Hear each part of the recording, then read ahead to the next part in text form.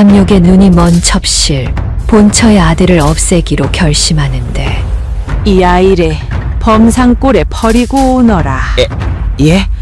알겠습니다요. 천둥번개가 억수같이 치는 날 하인은 아기를 버리러 가고 그 동굴은 바로 호랑이가 살고 있는 동굴이었고 하지만 호랑이는 아기를 잡아먹지 않는데 전기수야담을 찾아주셔서 감사합니다. 구독과 좋아요는 사랑입니다. 이야기 한 판 시작해보겠습니다. 조선 중기 충청도 산골마을에 김진사 댁이 있었습니다. 대대로 내려온 부잣집이었고 넓은 땅과 많은 하인을 거느렸으며 마을에서 가장 큰 기와집이었습니다. 김진사는 한양에서 벼슬을 했다가 낙향한 양반이었는데 본처 민씨와 금슬이 좋았고 자식이 없어 애태웠으며 3년을 기다린 끝에 민씨가 임신했을 때 온 집안이 기뻐했지요. 하지만 기쁨은 오래가지 못했습니다. 민씨가 만삭이 되었을 때 난산이 시작되었습니다. 잘 밤낮을 끙끙 앓으며 진통을 겪었고 산파가 땀을 뻘뻘 흘리며 애를 썼지만 아이가 나오지 않았으며 민씨는 기력을 잃어갔습니다. 김진사는 방문 앞을 서성이며 손톱을 물어뜯었고 하늘에 기도했으며 부인이 무사하기를 빌었지요. 나흘째 되는 날 새벽이었습니다. 방 안에서 아기 울음소리가 들렸습니다. 김진사는 벌떡 일어나 방으로 뛰어들어갔고 산파가 핏물을 닦으며 아들이라고 말했으며 김진사는 무릎이 꺾이며 감격했습니다. 아들이었습니다. 대를 이을 적자였고 오래 기다린 보배였으며 김진사는 울었지요. 하지만 민씨는 기력을 잃은 채 누워 있었습니다. 얼굴이 창백했고 입술이 파랗게 질려 있었으며 간신히 눈을 떠서 아기를 보았습니다. 김진사가 아이를 안아 보여주니 민씨는 떨리는 손으로 아기 볼을 쓰다듬었고 미소 지었으며 말했습니다. 서방님, 이름을 지어주세요. 민씨가 가느다란 목소리로 말했습니다. 김진사는 눈물을 닦으며 고개를 끄덕였고 아이의 이름을 이준이라 지었으며 민씨는 고맙다고 속삭였습니다. 일주일이 지났습니다. 민씨는 산후조리를 하며 누워 있었지만 회복되지 않았습니다. 출산의 고통이 너무 컸고 몸이 상한 것이 심했으며 약을 써도 소용없었습니다. 김진사는 한양에서 명의를 불러왔지만 명의는 고개를 저었고 손 쓸 방법이 없다고 말했으며 김진사는 절망했지요. 민씨가 마지막 힘을 짜내어 말했습니다. 서방님, 이준이를 잘 키워주세요. 민씨가 떨리는 목소리로 말했습니다. 김진사는 민씨의 손을 붙잡고 울었지만 민씨는 눈을 감았고 숨이 끊어졌으며 그렇게 세상을 떠났습니다. 김진사는 아내를 안고 통곡했고 집안은 상가가 되었으며 슬픔이 깊었습니다. 하지만 비극은 거기서 끝나지 않았습니다. 장례를 치르고 보름이 지났을 때 한양에서 급보가 날아왔습니다. 관아의 전령이 말해서 내려 문서를 내밀었고 왕명이라고 말했으며 김진사는 떨리는 손으로 펼쳤습니다. 중국 사신단 동지사로 떠나라는 명이었고 한 달 안에 출발해야 했으며 거부할 수 없었지요. 김진사는 머리를 감싸 쥐었습니다. 아내를 잃은 슬픔이 채 가시지도 않았고 핏덩이 아들은 이제 겨우 한 달이었으며 어떻게 떠날 수 있단 말입니까? 하지만 왕명을 거역하면 역적이 되었고 집안이 풍비박산 날 것이며 어쩔 수 없었습니다. 김진사는 유모를 불렀습니다. 집안에서 가장 믿을 만한 유모였고 오래 일한 사람이었으며 이준이를 안겨주었습니다. 김진사는 유모의 손을 잡고 당부했는데 목소리가 떨렸고 눈물이 흘렀으며 간절했지요. 금방 다녀올 테니 어미 목까지 무탈하게 자라고 있거라. 내 돌아오면 그때는 한시도 떼어놓지 않으마. 김진사가 아들에게 말했습니다. 아기는 알아듣지 못했지만 김진사는 작은 손을 쥐었고 이마에 입맞춤했으며 돌아섰습니다. 뒤돌아보면 떠날 수 없을 것 같았고 가슴이 찢어지는 것 같았지만 걸음을 옮겼지요. 김진사가 떠난 다음 날이었습니다. 별채에서 신음소리가 들렸습니다. 첫 월향이 진통을 시작한 것이었고 산파가 달려갔으며 해가 지기 전에 아들을 낳았습니다. 월향은 아기를 안고 웃었는데 눈빛이 이상했고 무언가를 생각하는 것 같았으며 아기의 이름을 칠성이라 지었지요. 월향은 젊고 아름다운 여인이었습니다. 본래 기생 출신이었고 김진사가 한양에서 첩으로 들였으며 본처 민씨와는 사이가 좋지 않았습니다. 민씨는 월향을 경계했고 별채에 따로 살게 했으며 월향은 그것을 원망했지요. 하지만 겉으로는 공손하게 굴었고 본처를 섬기는 척했으며 속마음을 숨겼습니다. 월향은 칠성을 안고 생각했습니다. 민씨가 죽었고 김진사가 떠났으며 이제 이 집에는 자신과 두 아이만 남았습니다. 이준이는 적자였고 칠성이는 서자였으며 신분이 하늘과 땅 차이였지요. 이준이가 살아있는 한 칠성이는 영원히 서자로 살아야 했고 재산도 받지 못할 것이며 월향은 참을 수 없었습니다. 이준이만 없으면 월향이 생각했습니다. 이준이만 없으면 이 거대한 재산과 김진사 댁의 대를 칠성이가 잇게 될 것이었고 서자가 아닌 주인이 될 것이며 월향은 욕심이 생겼습니다. 하지만 어떻게 해야 할지 방법이 떠오르지 않았고 고민했으며 며칠을 궁리했지요. 보름이 지났을 때 월향은 결심했습니다. 밤에 집안의 가장 비천한 하인 귀동을 불렀습니다. 귀동은 비 때문에 몸을 판종이었고 겁이 많았으며 월향의 부름에 떨며왔지요. 월향은 은자 10냥을 내밀었고 귀동의 눈이 커졌으며 월향은 낮은 목소리로 말했습니다. 이 돈이면 내 빚을 다 갚고도 남는다. 하지만 한 가지 일을 해야 한다. 월향이 말했습니다. 귀동은 침을 삼켰고 무슨 일이냐고 물었으며 월향은 별채로 가서 이준이를 안고 왔습니다. 잠든 아기였고 숨소리만 고르게 내고 있었으며 월향은 귀동에게 건넸지요. 이 아이를 범바위 골 깊숙한 곳에 버려라. 호랑이 밥이 되게 해라. 월향이 명령했습니다. 귀동은 얼굴이 새하얗게 질렸고 손이 떨렸으며 못하겠다고 고개를 저었습니다.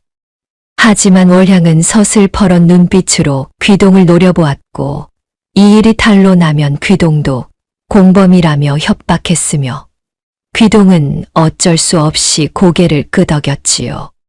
그날 밤 폭우가 쏟아지기 시작했습니다. 귀동은 강보에 쌓인 이준이를 안고 산으로 올라갔습니다. 비가 억수같이 쏟아졌고 천둥이 쳤으며 귀동은 떨며 걸었습니다. 범바위 골은 호랑이가 우글거리는 곳이었고 아무도 가지 않는 금지된 산역이었으며 귀동은 무서웠지요. 하지만 월향이 더 무서웠고 돈도 받았으며 계속 걸었습니다. 골짜기 깊숙한 곳에 도착했습니다. 귀동은 이준이를 바위 틈에 내려놓았습니다. 아기는 비에 젖어 축 늘어져 있었고 울지도 않았으며 죽은 것 같았습니다.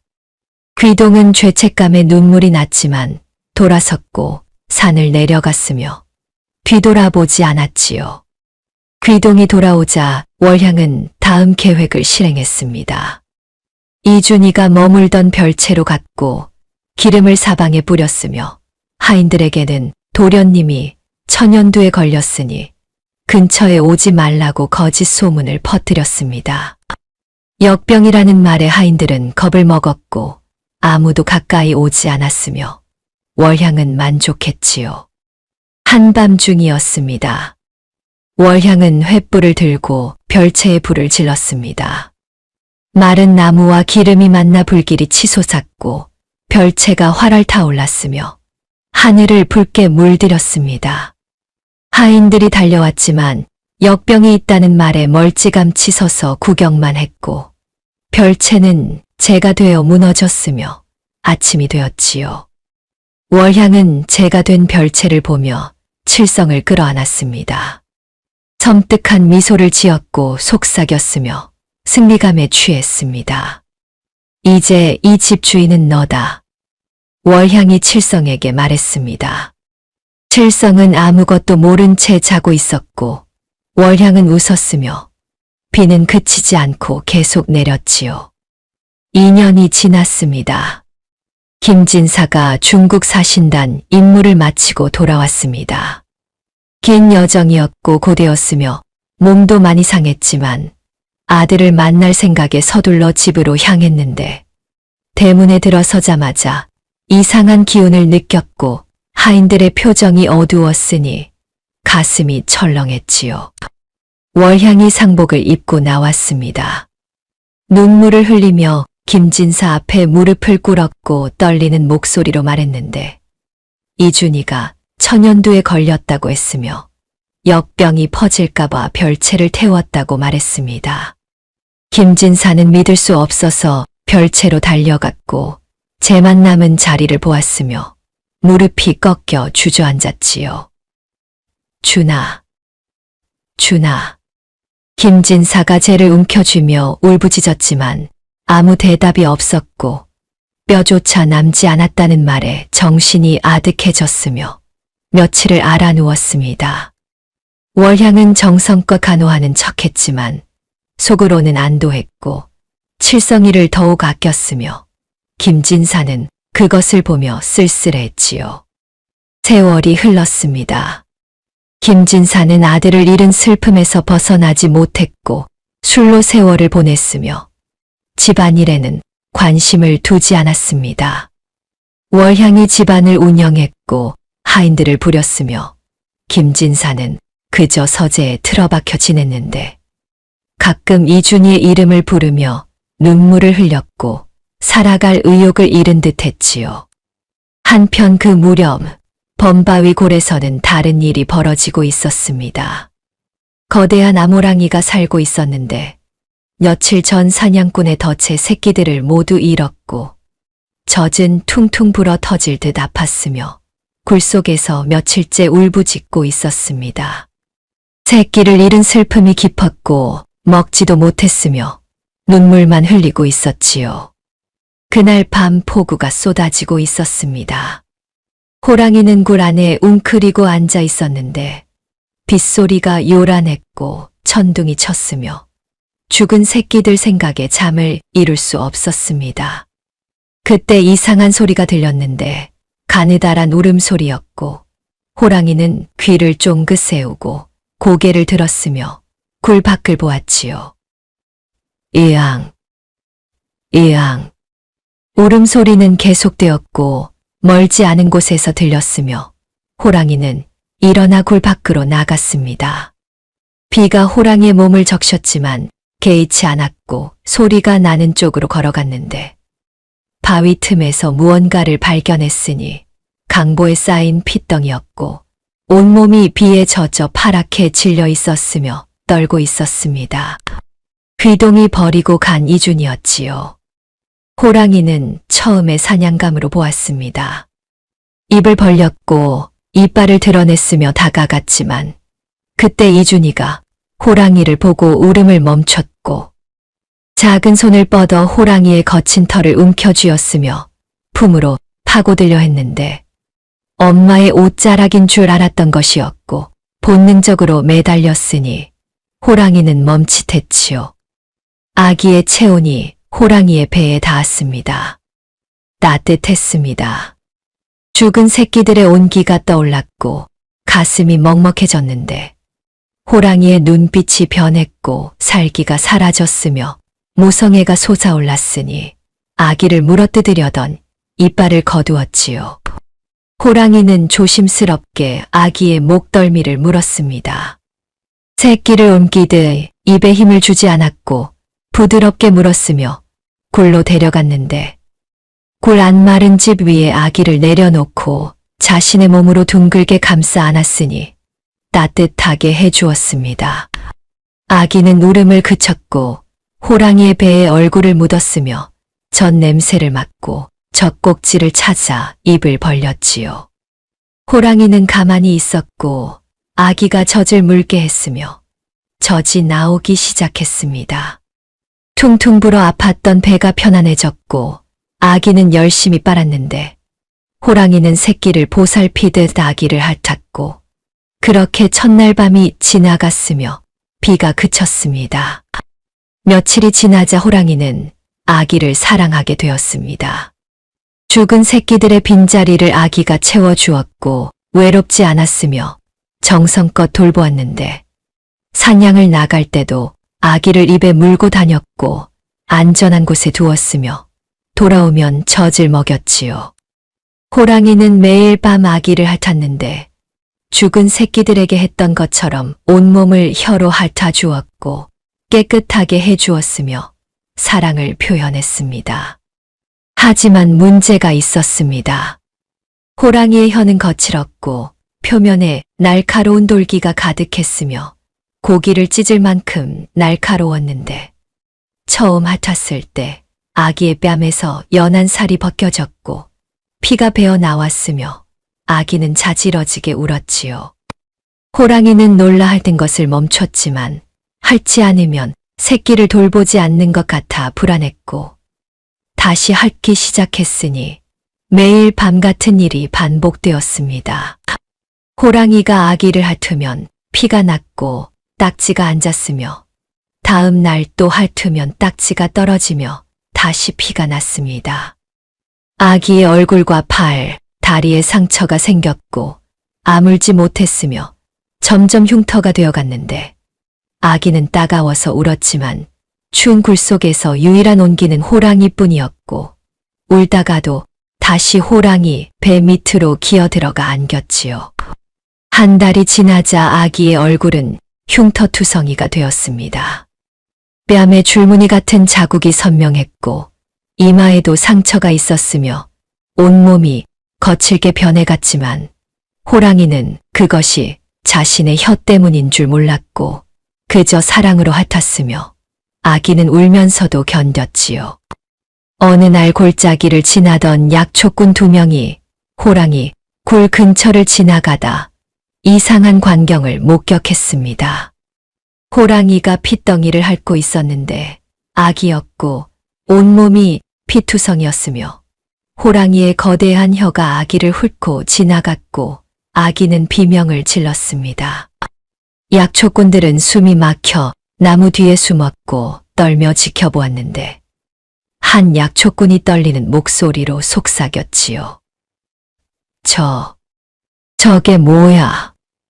히, 놈이 핏덩이를 바로 삼키지 않고 맛을 보고 있어.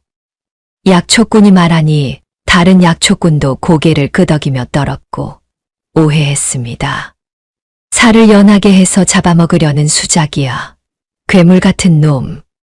약초꾼들이 결론 내리고는 호랑이가 고개를 돌리자 달아났고 산을 내려가 마을의 소문을 퍼뜨렸는데 범바위 골에 식인 호랑이가 나타났다는 말은 삽시간에 퍼졌고 호랑이가 사람 아기를 천천히 핥아가며 맛본다는 말에 사람들은 공포에 떨었으며 괴담이 되었지요. 하지만 진실은 달랐습니다. 호랑이는 아기를 잡아먹으려 한 것이 아니었고 사랑했으며 보살폈는데 다만 그 사랑의 방식이 거칠었을 뿐이었고 아기에게 상처를 주고 있었지만 호랑이는 몰랐으니 그저 핥을 뿐이었지요. 아기는 자라고 있었습니다.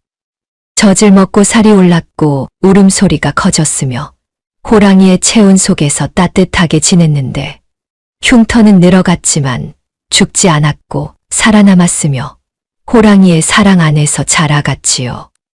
그렇게 2달이 지났고 3달이 지났으며 계절이 바뀌어 갔습니다. 산 아래 마을에서는 월향이 집안을 완전히 장악했고 칠성이를 적자처럼 키우며 주인 행세를 했지만 진짜 이준이는 죽지 않았습니다. 범바위 골 깊은 곳에서 호랑이의 품에 안겨 살아 있었고 자라고 있었으며 흉터를 안고 있었는데 그 흉터는 호랑이의 사랑이었고 오해의 증거였으며 평생 지워지지 않을 것이었지요. 1년이 지나자 이준이는 걸음마를 시작했습니다. 호랑이 굴 안을 비틀비틀 걸어 다녔고 넘어지면 다시 일어났는데 호랑이는 지켜보며 흐뭇해했지만 아기의 얼굴은 흉터로 뒤덮여 있었고 여전히 매일 밤 혀로 핥아주고 있었지요. 그 무렵 산속 암자의 무명스님이라 불리는 이가 살고 있었습니다. 이름도 알려지지 않았고 10년 넘게 암자를 지키며 돌을 닦고 있었는데 산짐승들과 친했고 약초를 캐며 살았으며 가끔 마을에 내려가 시주를 받아왔지요. 어느 날 스님이 마을 주막에 갔을 때 사람들이 범바위 골에 식인 호랑이 이야기를 떠들고 있었습니다. 사람 아기를 천천히 핥아 먹는다는 소문이었고 약초꾼의 증언을 자세히 듣던 스님은 고개를 갸우뚱했는데 호랑이가 먹이를 핥아 먹는다는 것이 이상했고 무언가 오해가 있는 것 같았으니 범바위 골로 향했지요. 며칠 후 스님이 호랑이 굴 근처에 도착해서 멀리서 지켜보니 호랑이가 굴 밖에서 햇볕을 쬐고 있었고 배 위에는 작은 아기가 올라타 있었는데 아기는 호랑이 털을 잡고 웃고 있었고 호랑이는 눈을 가늘게 뜨며 지켜보고 있었으니 스님은 숨을 죽이고 지켜보았습니다. 해가 지자 호랑이가 아기를 입에 물고 굴 안으로 들어갔습니다. 스님은 조심스럽게 다가가 굴 입구를 살폈고 안을 들여다보았는데 호랑이가 아기를 핥고 있었지만 아기는 울고 있었고 피가 배어 나왔으며 놀랍게도 호랑이의 눈에서 눈물이 흐르고 있었지요. 스님은 깨달았습니다. 저것은 잡아먹으려는 것이 아니라 돌보려는 것이로구나. 하지만 혀가 거칠어 아기를 다치게 하는구나. 스님이 생각하니 호랑이의 모성애였고 사랑이었지만 방법이 잘못되어 아기를 상처 입히고 있었으니 안타까웠습니다. 스님은 굴 밖에서 목탁을 두드리며 연부를 외웠고 소리를 들은 호랑이가 귀를 쫑긋 세우고 밖으로 나와 으르렁거렸지만 스님은 겁내지 않았고 가만히 서서 호랑이와 눈을 맞췄지요. 두 존재가 한참을 서로 바라보았습니다.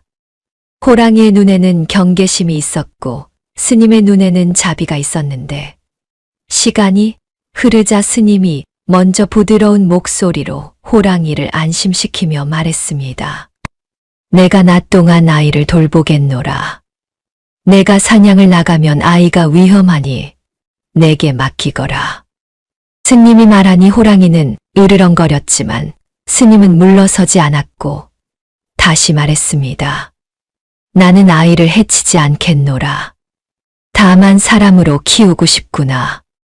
스님의 말을 들은 호랑이는 잠시 생각하는 듯 했는데 영물이었기에 스님의 말을 알아들었고 진심을 느꼈으니 천천히 고개를 끄덕였지요. 스님은 굴 안으로 들어가 아기를 안아들었고 호랑이는 가만히 지켜보며 묵인했으니 이상한 양육이 시작되었습니다. 낮에는 스님이 아기를 돌보았습니다. 암자로 데려가 깨끗이 씻기고 약초를 발라 상처를 치료했으며 천으로 옷을 만들어 입혔는데 해가 지면 다시 굴로 데려가 호랑이에게 건넸고 밤에는 호랑이가 품에 안고 재웠지요. 호랑이는 스님이 아기를 잘 돌보는 것을 보며 신뢰하게 되었고 낮에 사냥을 나갈 때도 아기를 스님에게 맡기고 갔는데 돌아오면 아기는 깨끗하고 편안해져 있었으니 감사했습니다. 4년이 흘러 이준이가 5살이 되었을 때였습니다. 말을 배우기 시작했고 스님을 할아버지라 불렀으며 호랑이를 보면 웃으며 달려갔는데 스님은 이준이에게 글을 가르치기 시작했고 간단한 한자를 알려주었으니 이준이는 똑똑했지요. 어느 날 호랑이가 사냥을 하고 돌아와 커다란 멧돼지를 입에 물고 와서 굴 앞에 던져 놓았습니다.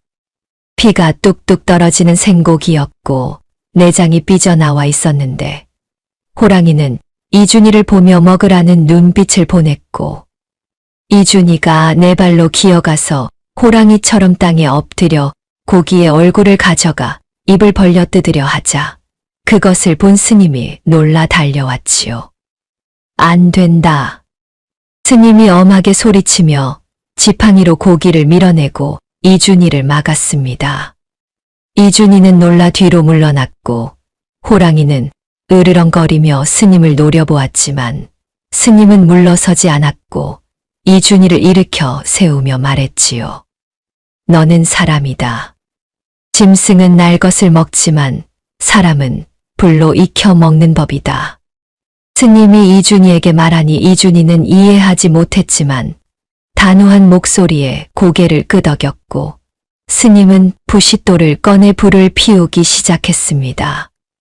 호랑이가 뒷걸음질 치며 불을 무서워하고 경계했지만 스님은 천천히 장작을 쌓아 불을 지피고 고기를 올려놓아 구우니 고소한 냄새가 퍼져나갔고 이준이의 눈이 커지며 군침을 삼켰지요.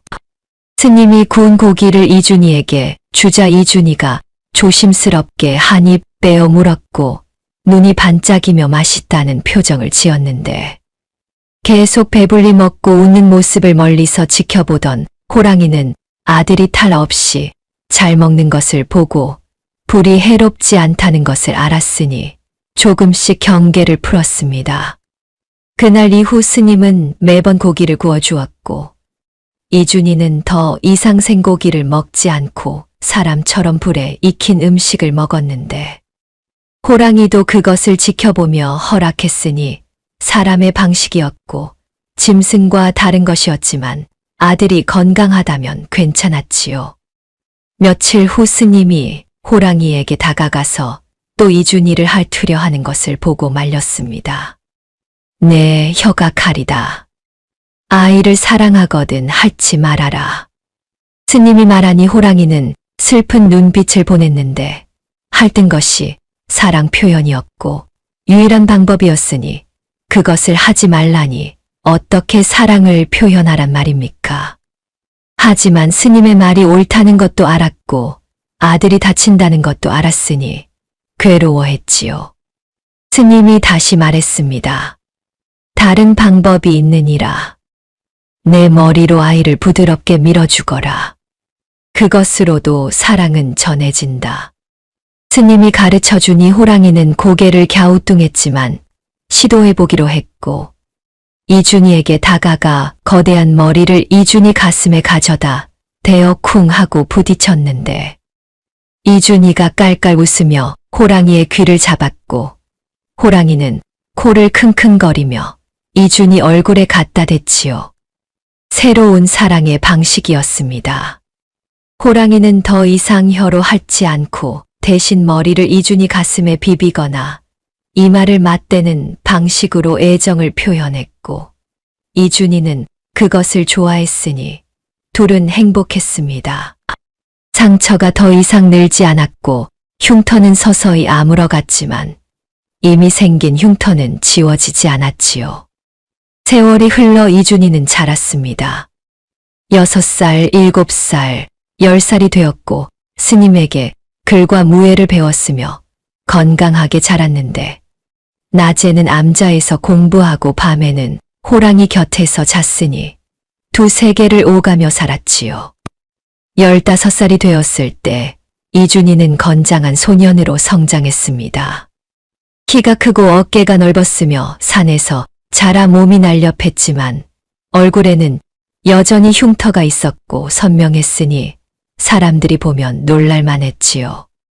호랑이는 늙어가고 있었는데 털에 흰 것이 섞였고 움직임이 느려졌으며 사냥도 예전만큼 잘하지 못했지만 여전히 이준이를 사랑했고 매일 밤 함께 자며 머리를 이준이 가슴에 비볐습니다.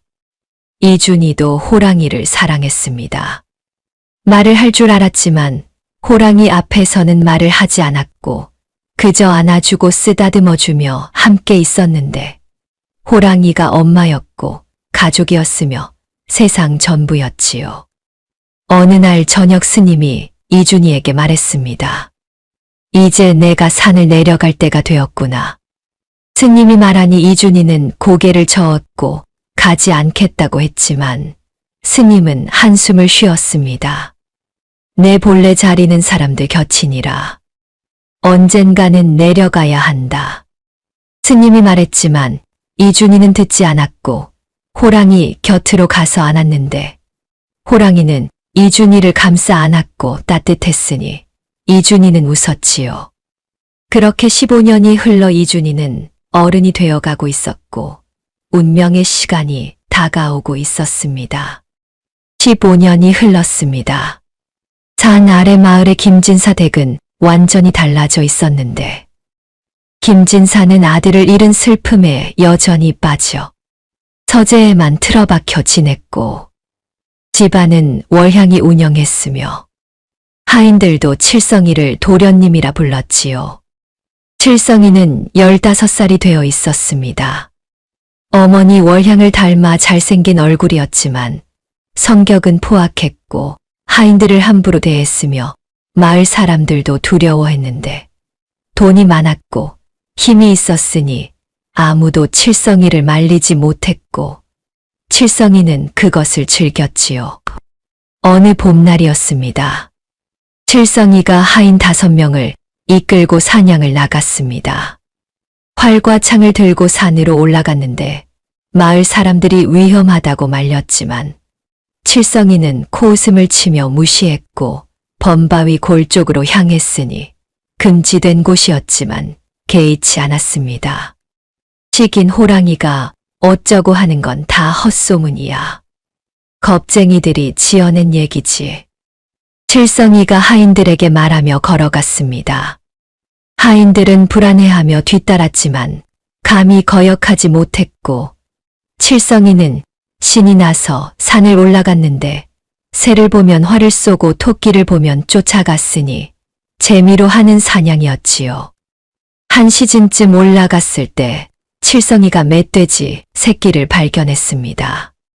어미를 잃었는지 혼자 풀을 뜯고 있었는데 아직 어렸고 귀여웠지만 칠성이는 활시위를 당겼고 웃으며 쏘았으니 화살이 새끼 멧돼지의 옆구리에 꽂혔습니다. 꽥. 새끼 멧돼지가 비명을 지르며 쓰러졌고 피를 흘리며 발버둥 쳤는데 칠성이는 낄낄거리며 다가가서 발로 찼고 하인들에게 자랑했습니다. 봤냐? 내 솜씨가 이 정도야. 칠성이가 으스대며 말했지만 하인들은 불안한 표정으로 주변을 살폈고 그때 멀리서 으르렁거리는 소리가 들렸으니 땅이 울릴 만큼 큰 소리였지요. 어미 멧돼지가 나타났습니다. 거대했습니다. 송아지만 한 크기였고 엄니가 날카로웠으며 눈이 붉게 충혈되어 있었는데 새끼가 쓰러진 것을 보고 분노했고 칠성이 일행을 노려보았으며 그 뒤로 멧돼지 떼가 우르르 몰려 나왔는데 10여 마리나 되었고 으르렁거리며 다가왔으니 칠성이는 얼굴이 새하얗게 질렸지요. 도망쳐. 칠성이가 비명을 지르며 돌아서서 달렸고 하인들도 뿔뿔이 흩어져 도망쳤지만 멧돼지 떼가 뒤쫓아왔습니다. 칠성이는 숨이 차서 더 이상 달릴 수 없었고 옆에 있던 큰 나무를 발견하자 기어 올라갔는데 가지를 붙잡고 매달리며 떨었고 아래에서는 멧돼지들이 나무를 들이받으며 으르렁거렸지요. 살려줘. 누가 좀 살려줘. 칠성이가 울먹이며 소리쳤지만 하인들은 이미 멀리 도망쳤고 대답이 없었으니 칠성이는 혼자였고 가지를 붙잡은 손에서 땀이 흘렀으며 나무가 흔들릴 때마다 떨어질 것 같아 공포에 질렸습니다. 그때 숲속에서 바람이 일었습니다. 나뭇가지들이 흔들렸고 새들이 날아갔는데 무언가가 빠르게 다가오고 있었고 발소리가 들렸으니 짐승처럼 가벼운 발걸음이었지요. 이준이 나타났습니다. 짐승 가죽으로 만든 옷을 입고 있었고 머리카락은 길게 늘어져 바람에 흩날렸으며 얼굴에는 흉터가 선명했지만 눈빛은 또렷했습니다. 허리에는 스님이 준 낡은 단검이 차 있었고 맨발이었으며 나무 사이를 뛰어다니며 다가왔지요. 멧돼지들이 이준이를 보고 돌아섰습니다.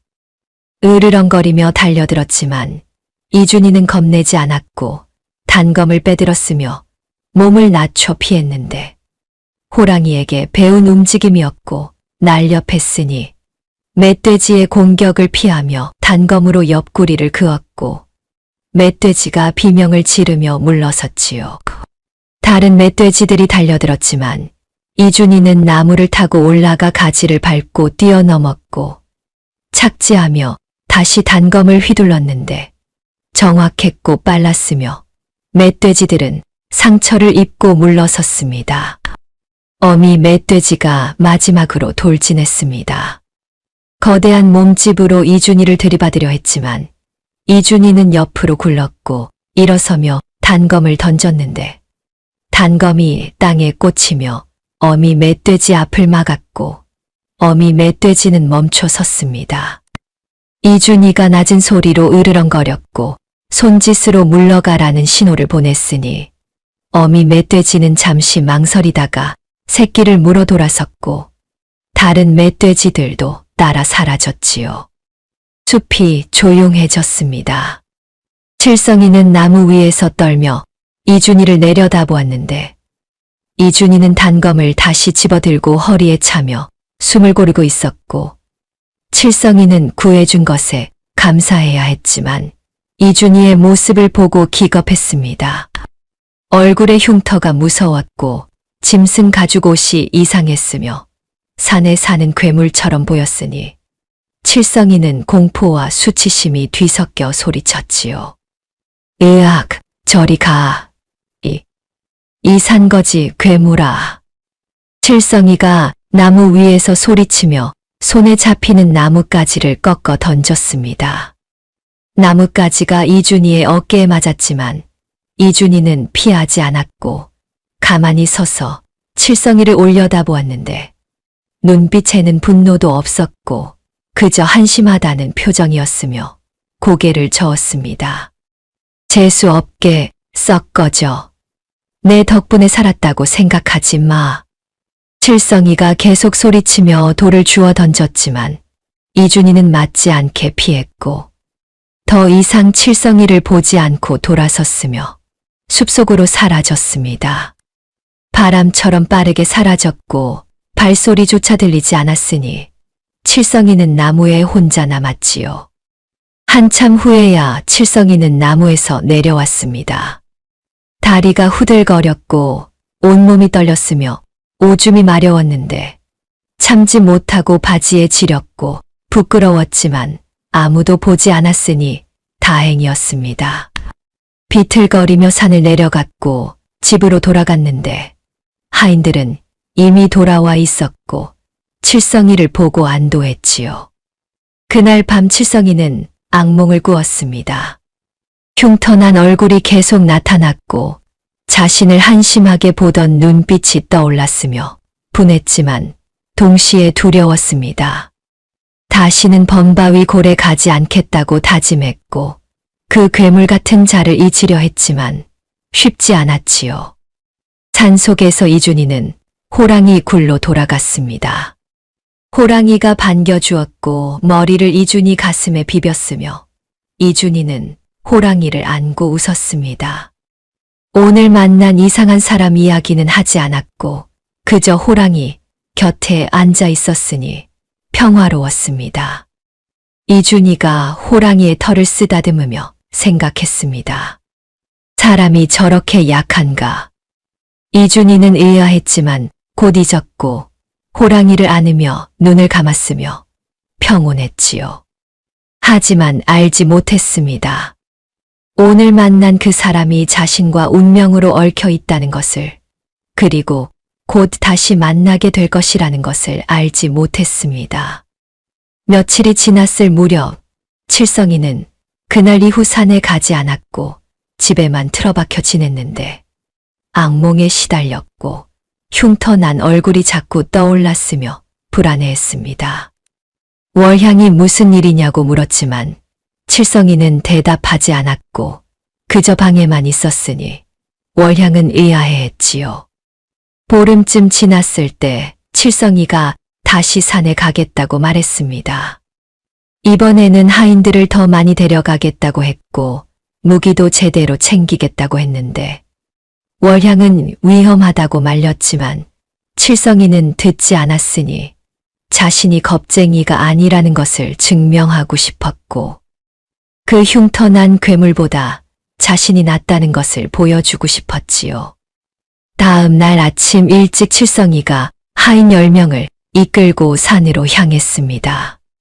활과 창으로 무장했고 자신만만했으며 이번에는 범바위 골 깊숙이 들어가지 않겠다고 다짐했지만 산에 오르자 칠성이의 허영심이 발동했고 하인들 앞에서 용감한 척하려다 점점 깊이 들어갔으며 어느새 금지된 구역에 도달해 있었지요.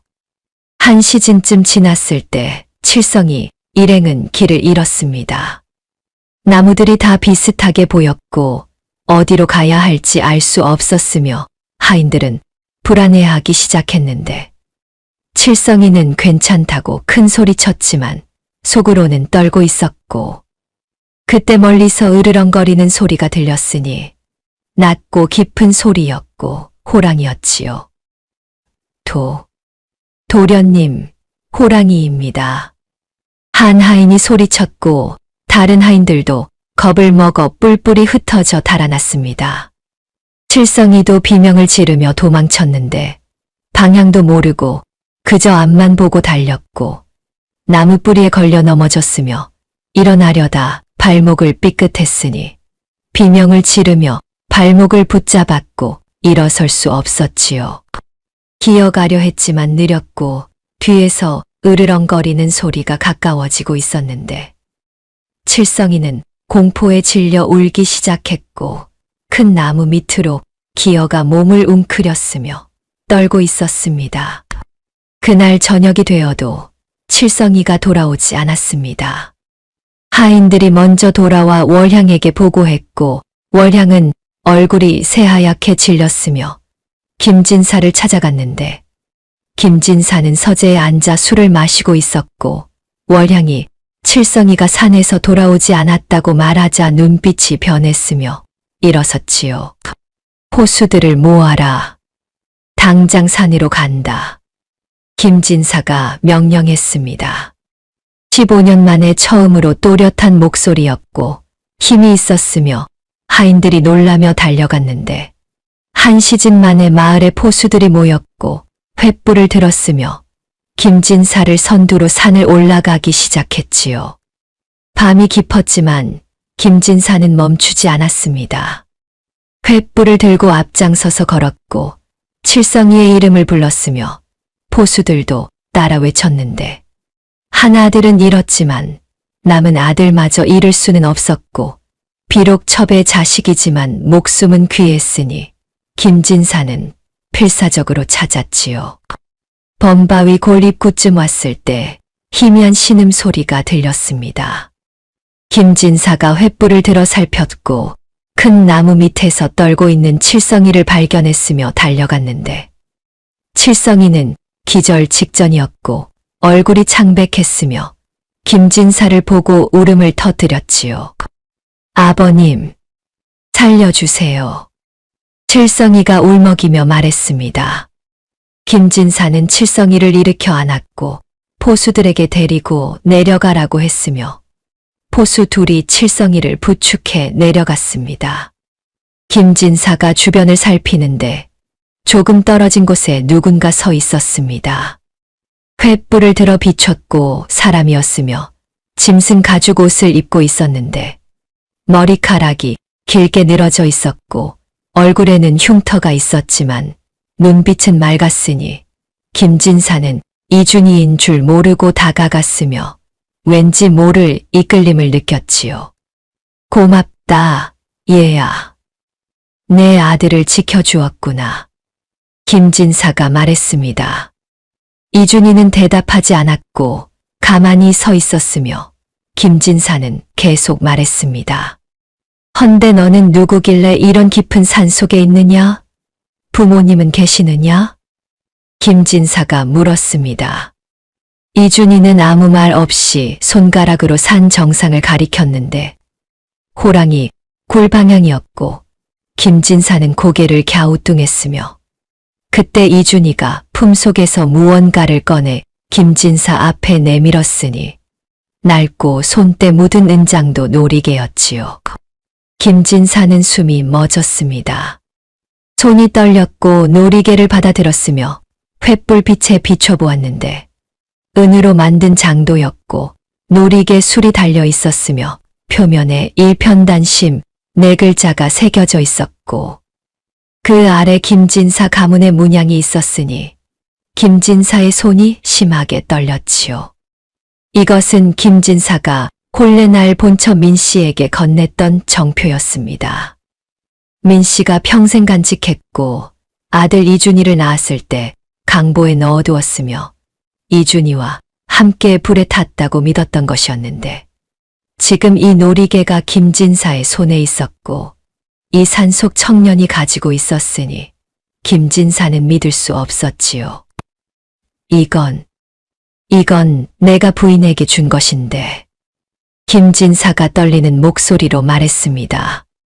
이준이를 보았고 흉터 난 얼굴을 자세히 보았으며 눈빛을 보았는데 민씨의 눈빛이었고 자신의 코였으며 김진사의 가슴이 뛰기 시작했지요. 내가 준이냐? 죽었다던 내 아들이 살아있었던 게냐? 김진사가 목이 메어 물었습니다. 이준이는 대답하지 않았지만 눈빛이 흔들렸고 김진사는 놀이개를 꽉 쥐며 말을 이었습니다. 나는 내 아버지다. 이 놀이개는 내 어미께서 내 강보에 넣어주신 것이다. 15년 전 너를 잃었다. 죽었다고 믿었다. 김진사가 떨리는 목소리로 말했습니다. 아버지의 존재를 모르고 있었던 이준이는 혼란스러운 표정을 지었습니다. 아버지. 이준이가 스님에게 배운 적은 있었지만 자신에게 아버지가 있다는 것은 몰랐고 엄마는 호랑이였으며 이 사람이 자신의 아버지라는 것이 믿기지 않았지요. 하지만 김진사의 눈에서 흐르는 눈물이 진심이었고 목소리가 떨리고 있었으며 무언가가 가슴 속에서 울렸습니다. 김진사가 떨리는 손을 뻗어 이준이의 흉터 난 뺨을 만졌습니다. 이준이는 피하지 않았고 가만히 얼굴을 기댔으며 그 순간 김진사는 확신했지요. 아들이었고 살아있었으며 15년 동안 이 산속에서 자라고 있었습니다. 김진사가 이준이를 끌어안았습니다. 준아, 내가 살아있었구나. 아비가 미안하다. 김진사가 목 놓아 울었습니다. 이준이는 처음에는 굳어 있었습니다. 낯선 사람이었고 낯선 온기였으며 어색했지만 김진사의 품이 따뜻했고 눈물이 뜨거웠으며 진심이 느껴졌으니 천천히 팔을 들어 김진사를 안았고 그렇게 두 사람은 한참을 안고 울었지요. 포수들도 멀리서 지켜보며 놀랐고 김진사 댁 도련님이 살아있었다는 것에 경악했으며 서로 얼굴을 마주 보았습니다. 김진사가 이준이를 놓고 얼굴을 보았습니다. 이제 집으로 가자. 아비가 데려가마. 김진사가 말했지만 이준희는 고개를 저었고 다시 산 정상을 가리켰으며 가지 않겠다는 듯이 물러섰습니다. 김진사는 당황했지만 억지로 데려갈 수 없었고 이준희의 눈빛을 보며 깨달았으니 이준희에게는 이곳이 집이었고 산에 무언가 소중한 것이 있다는 것을 알았지요. 그럼 내일 다시 오마. 기다려다오. 김진사가 말했습니다. 이준희는 고개를 끄덕였고 김진사는 은장도 놀이개를 이준희에게 돌려주려 했지만 이준희는 받지 않았으며 김진사가 간직하라는 듯이 손살에 쳤습니다. 김진사는 놀이개를 품에 넣었고 이준희를 한 번 더 안았으며 산을 내려갔지요. 이준희는 그 자리에 서서 김진사 일행이 사라질 때까지 지켜보았습니다. 횃불 빛이 점점 멀어졌고 어둠이 다시 찾아왔으며 이준희는 돌아서서 호랑이 굴로 향했습니다. 호랑이가 기다리고 있었고 이준희를 보고 반겼으며 이준희는 호랑이를 안고 말했지요. 엄마, 오늘 이상한 사람 만났어. 아버지래. 이준희가 말했습니다. 호랑이는 이준희를 보며 코를 킁킁거렸고 이준희는 호랑이 곁에 누워 하늘을 보았으며 별이 총총히 떠 있었습니다. 다음 날 아침 일찍 김진사가 다시 산으로 올라갔습니다. 이번에는 혼자였고 무기도 들지 않았으며 이준희를 데려오기 위해서였는데 범바위 골 입구에 도착하자 이준희가 기다리고 있었고 김진사는 반가워 손을 흔들었으며 이준희도 천천히 다가왔지요. 준아, 집으로 가자. 아비가 좋은 옷을 입혀주고 맛있는 음식을 먹이마. 김진사가 말했습니다. 이준희는 고개를 갸우뚱했지만 김진사의 손을 잡았고 둘은 산을 내려가기 시작했는데 이준희는 자꾸 뒤를 돌아보았고 발걸음이 무거웠으며 호랑이 곁을 떠나는 것이 불안했지요. 한편 산 아래에서는 월향이 술을 쓰고 있었습니다. 칠성이가 산에서 돌아온 후 이상한 말을 했는데 흉터난 괴물을 봤다고 했고 어젯밤 김진사가 산에서 아들을 찾았다며 기뻐하는 것을 보았으며 불길한 예감이 들었습니다. 15년 전 죽였던 이준희가 살아 돌아온다면 모든 것이 끝날 것이었고 칠성이는 서자로 전락할 것이며 자신도 벌을 받을 것이었으니 월향은 결심했지요. 월향은 거금을 들고 마을 밖 주막으로 향했습니다. 그곳에는 차코갑사라 불리는 사냥꾼 무리가 머물고 있었는데 돈만 받으면 무엇이든 했고 호랑이 사냥에 능했으며 냉혹했습니다.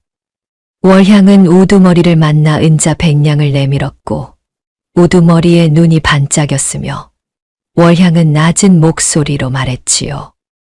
범바위 골에 있는 것들을 모두 죽여라. 보이는 즉시 사살하라. 월향이 명령했습니다. 우두머리는 고개를 끄덕였고 더 이상 묻지 않았으며 부하들을 불러 모았습니다. 15명의 차코갑사들이 활과 창으로 무장했고 날이 밝기 전에 산으로 올라갔으며 숲속에 숨어 기다렸지요. 산 중턱쯤 왔을 때였습니다. 김진사와 이준희가 걸어 내려오고 있었는데 김진사는 이준희의 손을 잡고 웃으며 이야기하고 있었고 이준희도 가끔 고개를 끄덕이며 듣고 있었으며 평화로웠습니다. 갑자기 주변 숲에서 사람들이 튀어나왔습니다. 차코갑사들이었고 활을 겨누고 있었으며 김진사와 이준희를 포위했는데 김진사는 놀라 손을 들었고 소리쳤지요. 무슨 짓이냐? 나는 김진사요. 김진사가 외쳤지만 사냥꾼들은 대답하지 않았고 그저 활 시위를 당겼으며 조준했습니다. 이 아이는 내 아들이다. 듣지 못했느냐? 김진사가 다시 외쳤지만 사냥꾼들은 표정 하나 변하지 않았고 말없이 화를 겨누고 있었으며 우두머리가 손을 들어 신호를 보냈습니다. 김진사는 경악했고 이준희를 끌어안았으며 뒤로 물러섰지요. 피웅. 화살이 날아왔습니다. 김진사가 이준희를 끌어안고 눈을 감았지만 화살은 맞지 않았고 대신 엄청난 굉음이 들렸으며 땅이 흔들렸습니다. 으어. 호랑이의 포효였습니다. 김진사가 눈을 뜨자 거대한 호랑이가 산 위에서 바람처럼 뛰어내려와 이준희 앞을 막아서고 있었고 날아오던 화살이 호랑이의 옆구리에 꽂혀 있었으며 호랑이는 신음도 하지 않고 이준희를 감싸고 있었지요. 엄마. 이준희가 외쳤습니다. 처음으로 호랑이 앞에서 사람의 말을 했고 목소리가 떨렸으며 호랑이를 안으려 했지만 호랑이는 이준희를 뒤로 밀었고 사냥꾼들을 향해 돌아섰으며 몸을 크게 펼쳐 방패가 되었습니다. 우두머리가 손을 내렸습니다. 화살이 비처럼 쏟아졌고 호랑이의 등에 꽂혔으며 퍽퍽 푹 하는 둔탁한 소리가 계속되었습니다. 호랑이는 웅크리고 앉아 넓은 등과 배로 이준희를 감쌌고 사냥꾼들을 공격하지 않았는데 공격하면 이준희가 다칠까봐 그저 버티고 있었으니 화살을 계속 맞으면서도 움직이지 않았지요. 호랑이의 몸이 떨렸습니다. 고통에 온몸을 떨었지만 비명 한 번 지르지 않았고 이준희를 보며 눈빛으로 괜찮다고 말하고 있었으며 등에 화살이 수십 개 꽂혔는데 고슴도치처럼 되어갔고 피가 흘러내렸지만 여전히 이준희를 감싸고 있었지요. 그만 쏘시오. 김진사가 절규했지만 사냥꾼들은 듣지 않았고 말없이 활 시위를 당겼으며 화살이 계속 날아왔습니다. 호랑이는 서서히 힘을 잃어갔고 숨이 가빠졌으며 다리가 후들거렸지요. 마지막 화살이 호랑이의 목에 꽂혔습니다. 호랑이가 피를 토했고 몸이 심하게 흔들렸으며 더 이상 버틸 수 없어 옆으로 쓰러졌는데 쿵 하는 소리와 함께 땅에 쓰러졌고 숨이 가빠졌으며 흐려지는 눈으로 이준희를 보았지요. 엄마. 이준희가 울부짖으며 호랑이에게 기어갔습니다. 호랑이의 피 묻은 얼굴을 부여잡았고 눈물이 쏟아졌으며 처음으로 인간의 말로 감정을 쏟아냈는데 목소리가 갈라졌고 온몸이 떨렸으니 절규했지요. 엄마, 눈 좀 떠봐. 엄마, 이준희가 외쳤습니다. 호랑이는 흐려지는 눈으로 이준희를 보았고 마지막 힘을 다해 머리를 들어 올렸으며 평소처럼 이준희 가슴에 쿵 하고 비비려 했지만 힘이 없었습니다. 툭 하고 머리가 이준희 가슴에 떨어졌고 무겁게 가라앉았으며 눈이 감겼지요. 엄마, 일어나. 나 안 아파. 이제 핥아도 안 아파. 이준희가 울부짖었습니다. 호랑이의 혀를 꺼내 자신의 뺨에 비볐고 눈물을 흘리며 계속 외쳤으며 짐승처럼 울부짖었는데 목소리가 산을 울렸고 나무들이 흔들렸으니 슬픔이 가득했지요. 제발 눈 좀 떠. 엄마. 이준희가 절규했지만 호랑이는 대답하지 않았고 숨이 끊어졌으며 차갑게 식어갔습니다. 김진사는 그 광경을 보며 무릎을 꿇었습니다. 호랑이가 아들을 지키기 위해 목숨을 바쳤다는 것을 알았고 짐승이 사람보다 나은 모습을 보았으며 눈물이 흘렀지요. 착호갑사들도 화를 내렸고 침묵했으며 우두머리조차 고개를 숙였는데 무언가 잘못되었다는 것을 깨달았고 양심이 찔렸으니 물러섰습니다. 이준희는 호랑이를 안고 하늘을 향해 울부짖었습니다. 으아. 짐승의 울음이었고 인간의 비명이었으며 슬픔이 산을 울렸는데 나무들이 흔들렸고 새들이 날아갔으며 하늘마저 어두워지는 것 같았지요. 김진사가 천천히 다가가 이준희의 어깨에 손을 얹었습니다. 이준희는 김진사를 보았고 눈물 범벅이 된 얼굴로 말했는데 목이 메어 말을 잇지 못했고 울었으며 김진사는 이준희를 안았고 함께 울었지요. 한참 후 김진사가 화살투성이가 된 호랑이 앞에 무릎을 꿇었습니다.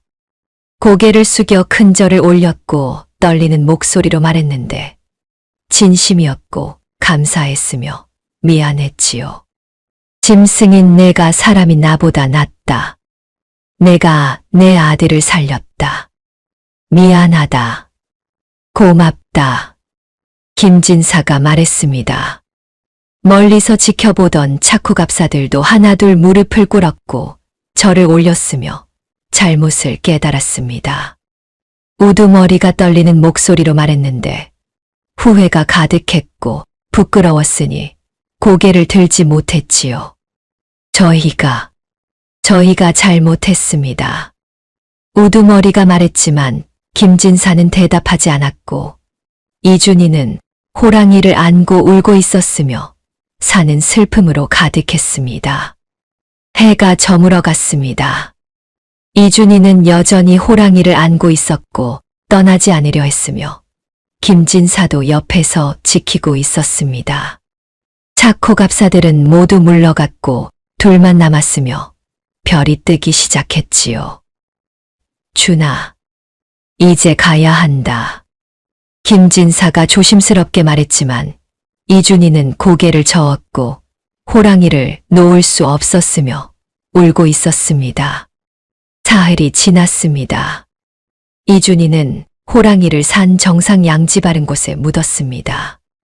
김진사와 마을 사람들이 도왔고 큰 무덤을 만들었으며 이준희는 흙을 한 줌 한 줌 직접 떠서 덮었는데 눈물이 계속 흘렀고 손이 피투성이가 되었지만 멈추지 않았으며 김진사는 옆에서 지켜보며 함께 울었지요.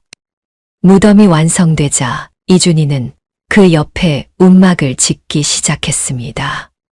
나무를 베어 기둥을 세웠고 지프로 지붕을 엮었으며 겨우 사람 하나 누울 만한 작은 움막이었습니다. 김진사가 집으로 가자고 말했지만 이준희는 고개를 저었고 여기 남겠다고 했으며 김진사는 더 이상 말리지 않았지요. 그럼 3년 후에 데리러 오마. 그때는 꼭 함께 가야 한다. 김진사가 말했습니다. 이준희는 고개를 끄덕였고 김진사는 이준희를 안았으며 산을 내려갔습니다. 혼자 남은 이준희는 움막 안에 앉아 무덤을 보았고 밤이 되자 무덤을 안고 잤으며 매일 그렇게 지냈지요. 어머니, 추위 많이 타시잖아. 제가 안아드려야 해요. 이준희가 무덤에 대고 중얼거렸습니다. 한편 산 아래에서는 무명 스님이 나타났습니다. 김진사 댁으로 찾아왔고 이준희의 소식을 들었으며 진실을 밝히러 왔습니다. 스님은 김진사를 만나 15년 전의 일을 증언했는데 밤에 하인이 아기를 버리는 것을 목격했다고 말했고 그 하인이 귀동이라고 했으며 김진사는 경악했지요. 김진사는 즉시 귀동을 잡아들였습니다. 포졸들이 귀동의 집을 뒤졌고 귀동을 끌고 왔으며 귀동은 벌벌 떨고 있었습니다. 김진사가 스님과 함께 추궁하자 귀동은 버티지 못했고 무릎을 꿇었으며 모든 것을 자백했지요. 마님께서 시키셨습니다. 도련님을 산에 버리라고. 은자 10냥을 주셨습니다. 귀동이 울먹이며 말했습니다. 김진사는 주먹을 쥐었고 온몸이 떨렸으며 월향을 불러들였습니다. 월향은 태연한 척했지만 얼굴이 창백했고 귀동을 보고 눈빛이 흔들렸으며 김진사가 소리쳤지요. 이게 사실이냐? 내가 내 아들을 죽이려 했단 말이냐? 김진사가 울부짖었습니다. 월향은 입술을 깨물었고 대답하지 않았지만 침묵이 곧 자백이었습니다. 김진사는 월향을 보며 절망했고 믿었던 사람에게 배신당한 슬픔에 무너졌으며 관아에 고발했지요. 관아에서는 월향을 잡아들였고 신문했으며 모든 진실이 밝혀졌습니다. 유기와 방화, 살인 교사까지 죄목이 쌓였고 월향은 귀양형을 받았으며 길을 떠나야 했습니다. 귀양길에 오른 지 사흘째 되는 날이었습니다.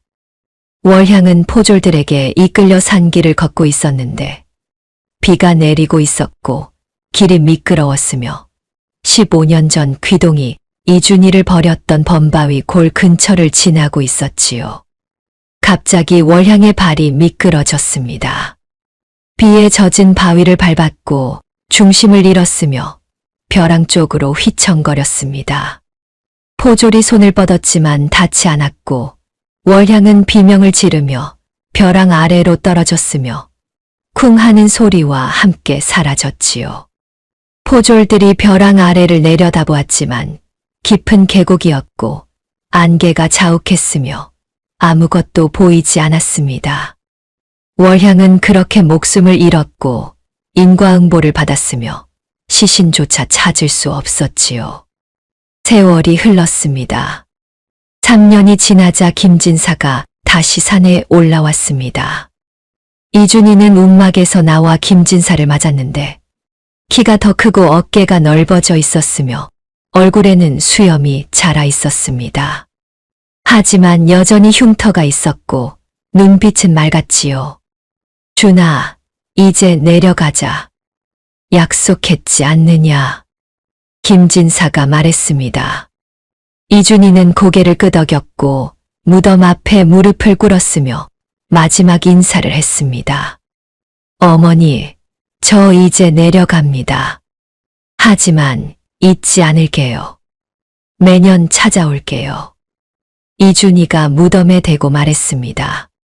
무덤 앞에 이마를 대고 한참을 있었고 일어났으며 김진사를 따라 산을 내려갔습니다. 뒤돌아보지 않았지만 가슴 속에는 호랑이가 살아 있었고 평생 함께할 것이었지요. 집으로 돌아온 이준희는 새로운 삶을 시작했습니다. 김진사가 스승을 불러 글과 무예를 가르쳤고 이준희는 열심히 배웠으며 뛰어난 재능을 보였습니다. 특히 무예가 뛰어났는데 호랑이에게 배운 민첩함이 있었고 산에서 키운 힘이 있었으니 누구도 당해낼 수 없었지요. 5년이 지나자 이준희는 무과에 응시했습니다. 시험장에서 활쏘기와 창 던지기, 말타기를 했는데 모두 만점을 받았고 장원 급제했으며 임금께서 직접 불러 상을 내렸습니다. 이준희는 무관이 되었고 변방으로 나가 오랑캐와 싸웠으며 용맹했지요. 10년이 더 지나자 이준희는 장수가 되었습니다. 큰 전투에서 공을 세웠고 적장을 사로잡았으며 나라를 지켰습니다. 임금께서 크게 치하하셨고 높은 벼슬을 내렸으며 이준희는 고향으로 돌아와 백성들을 다스렸지요. 이준희는 평생 얼굴의 흉터를 가리지 않았습니다.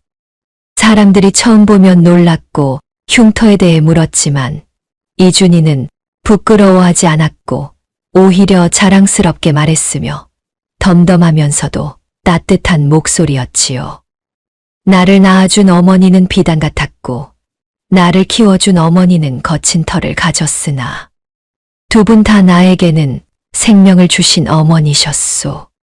이 흉터는 그 거친 사랑의 증표요. 이준희가 말했습니다. 사람들은 그 이야기를 듣고 감동했고 눈물을 흘렸으며 이준희를 존경했습니다.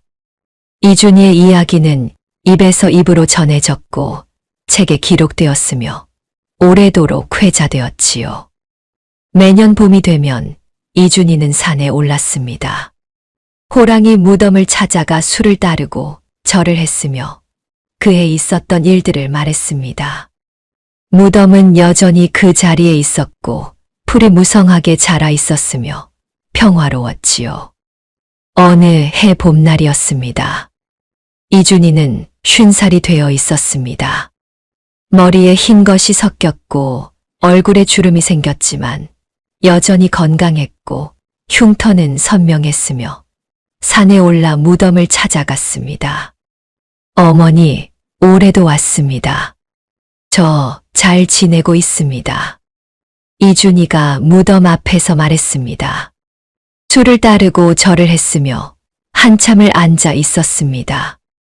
이준이는 천천히 손을 들어 자신의 얼굴 흉터를 쓰다듬었는데 거친 살결이 손끝에 느껴졌고 세월이 흘러도 여전히 선명했으며 눈물이 흘렀지요. 이 상처들이 어머니의 사랑이었습니다. 이준이가 떨리는 목소리로 말했습니다. 눈물이 흉터를 타고 흘러내렸고 턱에서 떨어졌으며 이준이는 무덤 앞으로 몸을 낮추고 이마를 땅에 댔습니다. 무의식적으로 무덤에 얼굴을 비비려 했는데 옛날 호랑이가 자신에게 했던 것처럼 쿵 하고 부딪히려 했지만 문득 멈췄습니다. 자신이 지금 호랑이를 따라하고 있다는 것을 깨달았습니다. 15년을 함께 지낸 습관이었고 몸에 밴 사랑의 표현이었으며 세월이 지나도 잊히지 않는 것이었습니다. 이준이는 이마를 무덤에 댄 채 울음을 터뜨렸고 어깨가 떨렸으며 소리 없이 울었지요. 한참을 울고 나서 이준이가 고개를 들었습니다. 바람이 불어왔고 나뭇가지들이 흔들렸으며 하나가 꺾여 날아와 이준이의 어깨를 쿵 하고 쳤습니다. 이준이는 깜짝 놀라 어깨를 만졌습니다. 옛날 호랑이가 머리를 부딪히던 것과 똑같은 느낌이었고 이준이는 하늘을 보았으며 미소 지었습니다. 어머니, 거기 계시는구나. 이준이가 하늘을 향해 말했습니다. 구름이 천천히 흘러가고 있었고 햇살이 따뜻했으며 이준이는 무덤을 쓰다듬었습니다. 눈물이 흘렀지만 슬프지 않았고 그리웠으며 감사했지요. 고마웠습니다, 어머니. 이준이가 떨리는 목소리로 말했습니다. 비록 짐승이었지만 어머니는 사람보다 나은 사랑으로 끝까지 저를 지키셨고 저는 어머니를 사무치게 그리워하고 있습니다. 이준이가 마지막으로 속삭였습니다. 바람이 다시 불어왔고 나무잎들이 춤을 추었으며 이준이는 미소 지으며 일어났습니다. 무덤의 마지막 절을 하고 천천히 산을 내려갔는데 뒤돌아보지 않았지만 가슴 속에는 여전히 호랑이가 살아있었고 평생 함께할 것이었지요. 해가 저물어 갔습니다. 산은 붉게 물들었고 새들이 노래했으며 이준이의 그림자가 길게 늘어져 있었습니다. 그렇게 이준이의 이야기는 끝이 났고 두 어머니의 사랑 이야기는 영원히 전해질 것이었으며 사람들은 이 이야기를 들으며 눈물을 흘렸지요.